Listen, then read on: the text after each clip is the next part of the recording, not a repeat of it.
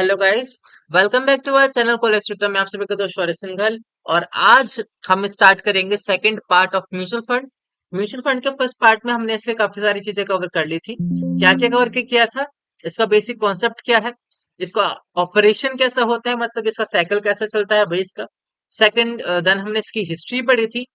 Then हमने इसका पढ़ा था भाई कुछ मिथ हैं जो कि आपको खत्म करने चाहिए, जो कि मैंने आपको खत्म कर चुका हूँ आई गेस। देन हमने पढ़ा था इसका कुछ टाइप्स। टाइप्स में हमने इसके पास अभी स्ट्रक्चर पार्ट कवर किया है। तो इस वीडियो में हम इसकी बची कुछ चीजें मतलब investment objective and special scheme भी type of mutual fund cover कर देंगे। ठीक है, स्टार्ट करते हैं हम लोग। भाई on the basis of investment objective, पहला टाइप है ग्रोथ फंड। ग्रोथ फंड क्या होता है भाई? ग्रोथ करने के लिए होता है। ठीक है, ग्रोथ फंड है, तुम्हें ग्रोथ होने में टाइम लगेगा। ग्रोथ होने में टाइम लगेगा मतलब कि मीडियम एंड लॉन्ग टर्म के लिए होते हैं। ठीक है, so the aim of growth fund is to provide capital appreciation over the medium to long term. ठीक है, मतलब ये भैया आपके लंबे समय के लिए होता है। ग्रोथ चाहिए तो आपको लंबे समय तक वेट करना पड़ेगा। Such scheme normally invest a major part of their corpus in equities. ये बस ज्यादातर पार्टी इक्विटीज में इन्वेस्ट करते हैं। तो अगर ज्यादातर पार्टी इक्विटीज में इन्वेस्ट किया है, देन आपका यहाँ पे हाई रिस्क होता है comparatively to other type of fund. ठीक है, आई होप आपको ग्रोथ फंड समझ में आ गया होगा। आगे बढ़ते हैं। इनकम फंड क्या होता है? इनकम फंड क्या होता है अभी बताते हैं अभी। Income fund that invest in medium to long term डेप्ट instrument issued by private companies, private banks or public banks, financial institutions, government and other entities belongs to various sector। Income basically income fund कहाँ पे invest करता है? ये आपके डेप्ट instrument में invest करता है, दैट इज डिबेंचर्स। ठीक है, ये डिबेंचर्स में इन्वेस्ट करता है। तो भाई अगर ये डिबेंचर्स में इन्वेस्ट करता है तो डिबेंचर्स कौन इशू करता है भाई? डिबेंचर्स प्राइवेट कंपनी और पब्लिक कंपनी भी इशू करती है। तो यहाँ पे गवर्नमेंट भी इंक्लूड है और यहाँ पे प्राइवेट कंपनी भी इंक्लूड है। ठीक है, और ये भी आपका रिस्क यहाँ पे गिवन नहीं है, लेकिन ये आपका मॉडरेट रिस्क में माना जाता है। और इनकम फंड का दूसरा नाम है डेप्ट फंड। ठीक है, डेप्ट फंड। ठीक है, आई होप आपको इनकम फंड और ग्रोथ फंड दोनों समझ में आ गए होंगे। अब हम आगे बढ़ते हैं। Balanced fund. बैलेंस्ड फंड मतलब प्रॉपर बैलेंस करके चलता है ये। इसका मतलब यहाँ पे रिस्क कंपैरेटिवली कम होता है। और these funds provide both growth and regular income. ये आपकी ग्रोथ भी कराते हैं और ये आपको रेगुलर इनकम भी प्रोवाइड कराते हैं। As these scheme invest in डेब्ट एंड इक्विटी, ये आपके दोनों में इन्वेस्ट करती है। ठीक है, अभी आगे। The NAV that is net asset value of these scheme is less volatile as compare pure equity fund. ये आपके जब बैलेंस्ड है तो ये आपके लेस लेस वोलेटाइल होती है। ये आपको रेगुलर इनकम प्रोवाइड कराती है और यहाँ पे आपकी ग्रोथ भी अच्छी होती है। ठीक है, तो बैलेंस फंड यहाँ पे कंपेरेटिवली ज्यादा माना जाता है कि यहाँ पे ज्यादा इन्वेस्ट करना चाहिए अकॉर्डिंग एज पर the advantage of balanced fund. ठीक है, अभी हम आगे बढ़ते हैं। मनी मनी मार्केट फंड क्या होता है? मनी मार्केट, मनी है, मार्केट है, तो इसको हम लिक्विड फंड भी बोलते हैं। और in short term maturing within 1 year. Money market fund basically आपके 1 साल के अंदर मैच्योर हो जाते हैं। इंटरेस्ट बेयरिंग डेब्ट instrument, these securities are highly liquid and provide safety of investment. ये हाईली लिक्विड होती हैं क्योंकि ये विद इन 1 ईयर आप इसको कन्वर्ट कर सकते हो in money. And it provide safety of investment, thus making money market liquid fund the safest investment option when compared with other mutual fund type। Point wise बताता हूँ। 1 साल में ये लिक्विड हो जाता है तो यार आपको हाईली लिक्विड है। लिक्विडिटी मतलब आप इसको इजीली पैसे में कन्वर्ट कर सकते हो विद इन 1 ईयर। दूसरा, ये आपको सेफेस्ट टाइप माना जाता है। तीसरा, ये आपको क्या कहते हैं, interest with in 1 year provide कराता है। चौथा, ये आपका सेफेस्ट पार्ट माना जाता है। ये मैं आपको बता चुका हूँ। ठीक है, और ये मार्केट में मार्केट मनी है तो ये आपका लिक्विड फंड इसका दूसरा नाम इसका है। सिक्स पार्ट क्या है कि ये शॉर्ट टर्म पीरियड के लिए होता है। जो हमने अब तक पढ़ा वो लॉन्ग टर्म के लिए होते थे, ये आपका शॉर्ट टर्म के लिए होता है। ठीक है, आगे बढ़ते हैं। हमने यहाँ पे बेसिकली ऑब्जेक्टिव इन्वेस्टमेंट ऑब्जेक्टिव के हिसाब से पढ़ लिया है। अभी हम आगे बढ़ते हैं on the basis of special scheme. Industry specific scheme, जैसे कि आपको नाम से पता चल रहा है कि इस स्कीम में बस एक स्पेसिफिक इंडस्ट्री पर इन्वेस्ट किया जाता है। अभी वो इंडस्ट्री इंफोटेक हो सकती है, वो एफएमसीजी हो सकती है, वो फार्मास्यूटिकल हो सकती है।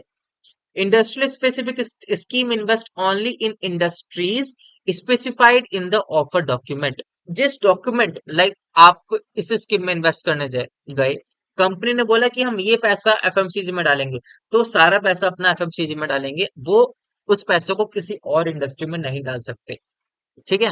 सो बेसिकली अगर मैं इसके एडवांटेज बताऊं तो ये अगर मैं कुछ फीचर्स बताऊं तो ये एक इंडस्ट्री को भी डिपेंड करता है। अगर इंडस्ट्री बढ़ेगी तो आपका पैसा बढ़ेगा, इंडस्ट्री घटेगी तो आपका पैसा घटेगा।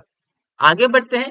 इंडेक्स स्कीम, इंडेक्स स्कीम मतलब कि बस एक पर्टिकुलर इंडेक्स में इन्वेस्ट करता है। इंडेक्स कौन कौन से होते हैं? निफ्टी एंड सेंसेक्स। ठीक है।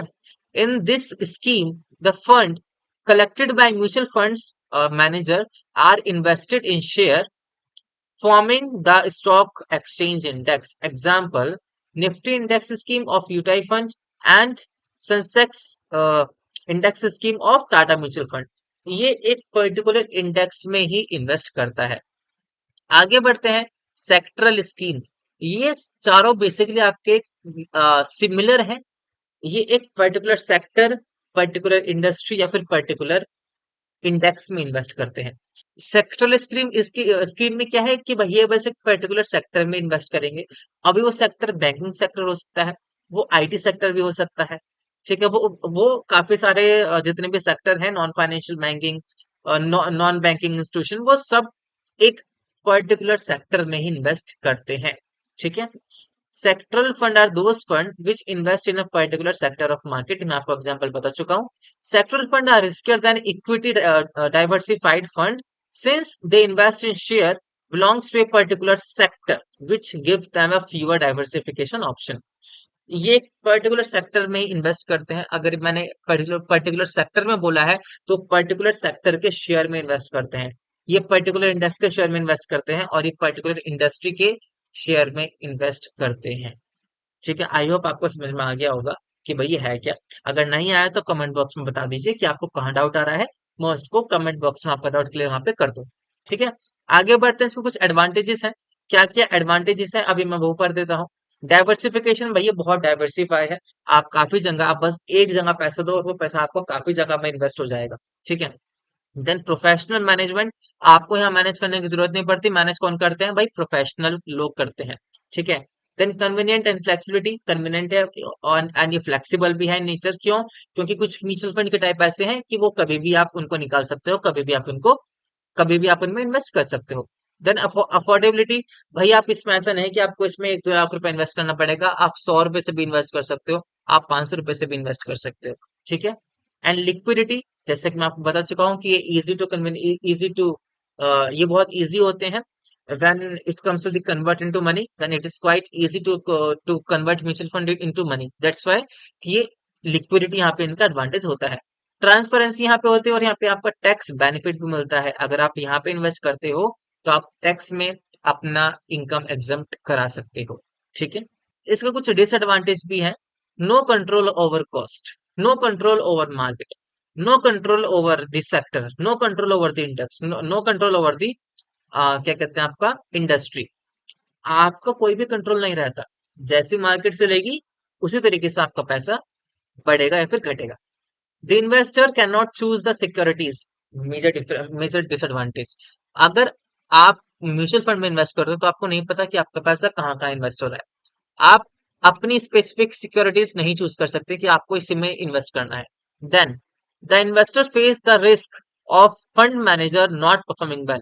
भाई अगर फंड मैनेजर ने अच्छा परफॉर्म नहीं किया, देन पैसा तो आपका है। पैसा किसका जाएगा? आपका जाएगा। पैसा कम किसको मिलेगा? आपको आपको मिलेगा। और आप उससे बोल भी नहीं सकते क्योंकि उसके पास क्या जवाब होगा? मार्केट की वजह से गिरा है।